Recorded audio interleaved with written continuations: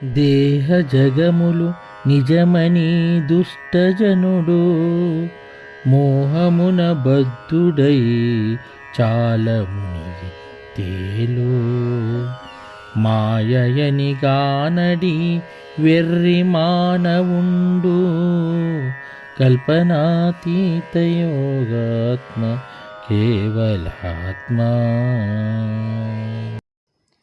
దేహ జగములు నిజమని దుష్టజనుడు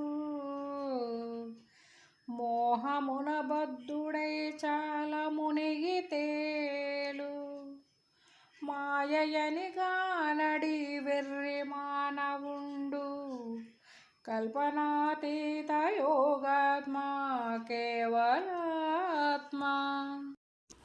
జై నిజ గురుభ్యో నమః. శ్రీ బాలరామ పండితుల వారిచే విరచితమైన కేవలాత్మ శతకమునందు 52వ పద్యం.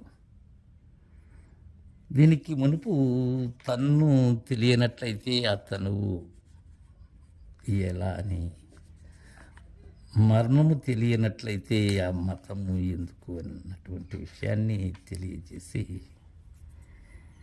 దీనిలో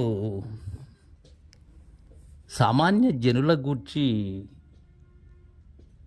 అంటూ ఉన్నారు బాలరామ పండితులు. దేహ జగములు నిజమని దుష్టజనుడు, కనిపించేటువంటి దృశ్య పదార్థం అంతా కూడా నిజము అనుకుంటూ ఉన్నారు. దృశ్యం తన్నస్యం అనేటువంటి విషయం తెలియక, ఇది మిథ్యా భ్రాంతి అని నిజ గురుదరి చేరి ఉన్న యథార్థాన్ని తెలుసుకోలేక, ఈ దహించుకుపోయేటువంటి దేహాన్ని చూసి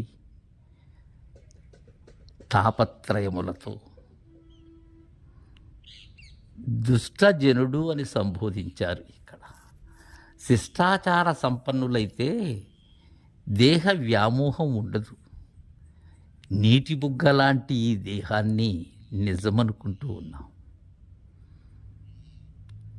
ముసలినికి నది దాటిన చందంగా ఇది శాశ్వతమైనటువంటిది కాదు.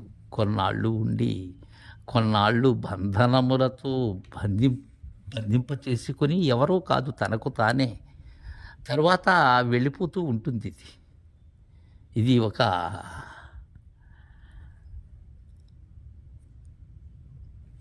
కొంతకాలం నేను వసించేదానికి నేను తీసుకున్నటువంటి అద్దె ఇల్లు ఇది, ఖాళీ చేయవలసిందే.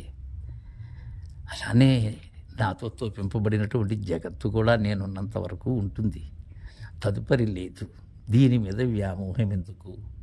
అందుకే మోహమున బద్ధుడై చాలా మునిగితేలు, మోహాంధకారంతో బద్ధుడైపోతున్నాడు. దేహ వ్యామోహం, జగభ్రాంతితో ఆ మోహానికి బద్ధుడయ్యాడు.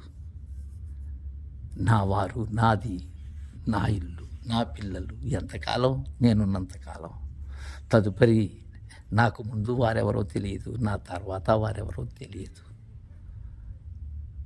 ఇది వైరాగ్యంతో కాదు. ఇక్కడ నా యథార్థాన్ని నేను తెలుసుకోవాలి. తెలుసుకున్నట్లయితేనే ప్రశాంతమైనటువంటి జీవన విధానం ఏర్పడుతుంది. దీనిలో మునిగి తేలుతూ ఉంటాడు ఈ బాల్య యవ్వన కౌమార వార్ధక్యములు అనబడేటువంటి అవస్థలతో, వ్యామోహంలో. మాయయని గానడి వెర్రి మానవుండు, ఇది మాయ, ఇది మాయ ప్రపంచము, నేనే పెనుమాయ. ఆ పెంజీకటిని దాటలేక వెర్రి మానవుడు వెర్రిలో ఉన్నాడు. అశాశ్వతమైనటువంటి దానిని శాశ్వతమనే భ్రమితో, అలాంటి భ్రామికలతో పొందు చేసుకుంటూ ఉన్నాడు. కారణం దాన్ని కానలేక, మాయని తెలియక. పైకైతే అంటారు ఈ జగము మాయా అని, బ్రతుకు మాయా అని. కానీ ఎలా మాయాది? మాయను లేనిదని దృఢపరిచేటువంటి నిజగురు దరి చేరనిదే మాయాబంధనం, ఆ మాయా కట్లు విడిపోవు, కట్లు లేవు, కానీ ఉన్నట్లుగా భ్రాంతి చెందుతూ ఉన్నాడు ఈ వెర్రి మానవుడు అని తెలియజేశారు. కల్పనాతీత యోగాత్మ కేవలాత్మ. జయ గురుదేవా.